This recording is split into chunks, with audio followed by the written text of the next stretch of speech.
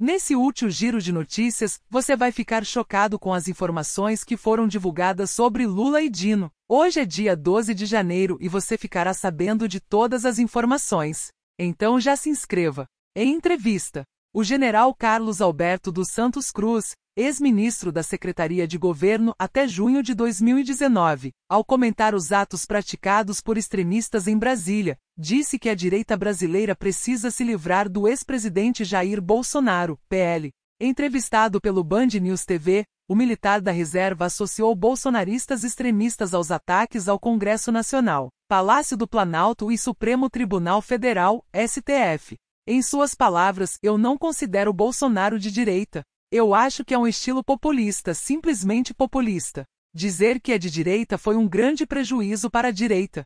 A direita, para se recompor no Brasil, tem que se livrar do Bolsonaro e dos extremistas que se dizem bolsonaristas, pontuou Santos Cruz. Mas e você, o que acha sobre isso? Temos que entender que nem todas as pessoas que estavam montando nos quartéis eram golpistas, mas continuando. Publicado no R7, ditador da Nicarágua usa incidente em Brasília para justificar prisão de opositores no país. Daniel Ortega, junto ao Judiciário, promoveu a detenção de adversários políticos, incluindo candidatos à presidência. O ditador da Nicarágua, Daniel Ortega, afirmou nesta segunda-feira que defenderá firmemente a aplicação da justiça aos opositores, detidos por supostamente tentarem desestabilizar o país, cuja liberdade é discutida por governos e organizações internacionais. O mandatário nicaragüense, inclusive, citou os ataques em Brasília para justificar prisões de adversários políticos. Temos que defender firmemente a justiça e sua aplicação contra os criminosos, disse Ortega, em alusão à oposição, durante a cerimônia de abertura do ano legislativo de 2023.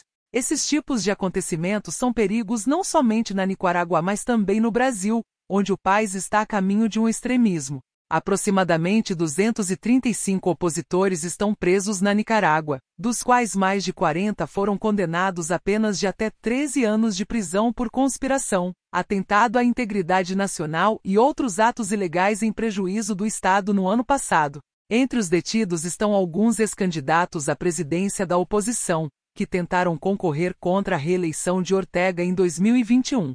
Além deles, alguns empresários, jornalistas, clérigos e dissidentes sandinistas que o governo rótula como terroristas, golpistas e criminosos foram presos. Ortega disse que houve mais de 1.000 detidos pelo ataque ao Capitólio em 2021 nos Estados Unidos, assim como no Brasil, durante a recente invasão do Palácio do Planalto por apoiadores de Jair Bolsonaro, e que não vão pedir a liberdade dos golpistas nesses países. A Nicarágua vive uma crise política em meio aos protestos que explodiram em 2018 contra Ortega, no poder desde 2007. O presidente associou as manifestações a um golpe de Estado fracassado promovido pela oposição, apoiada por Washington. O imperialismo está conspirando, investindo milhões para provocar a tentativa de golpe de Estado, reiterou Ortega diante de deputados, altos representantes do Estado, polícia e exército.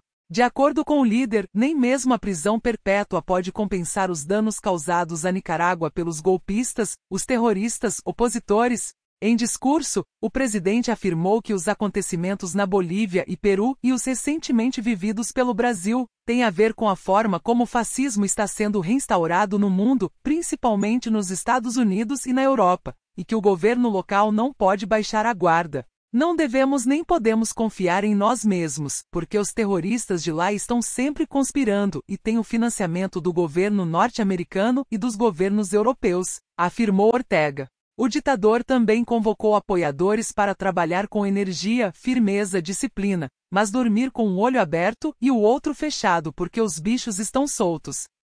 Para terminarmos, hoje feita uma das descobertas mais chocantes, GSI dispensou reforço de guarda no Planalto horas antes de atos, diz jornal. Ou seja, as guardas do palácio foram dispensados antes do ataque a Brasília, mostrando que o governo sabia dos atos que iriam acontecer.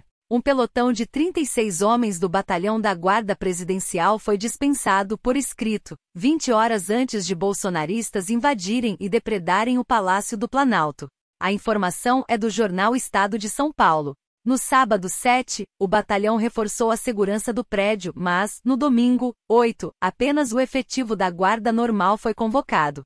Segundo o Estadão, a guarda estava armada de fuzis com munição letal, mas tinha pouco equipamento para o controle de distúrbios civis como escudos, bombas de gás e balas de borracha.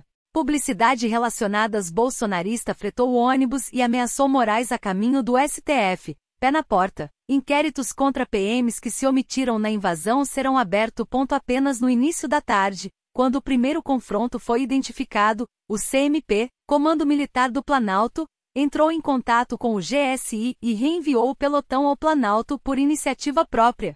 Foi mobilizada uma tropa muito menor do que em outras situações a pedido do gabinete.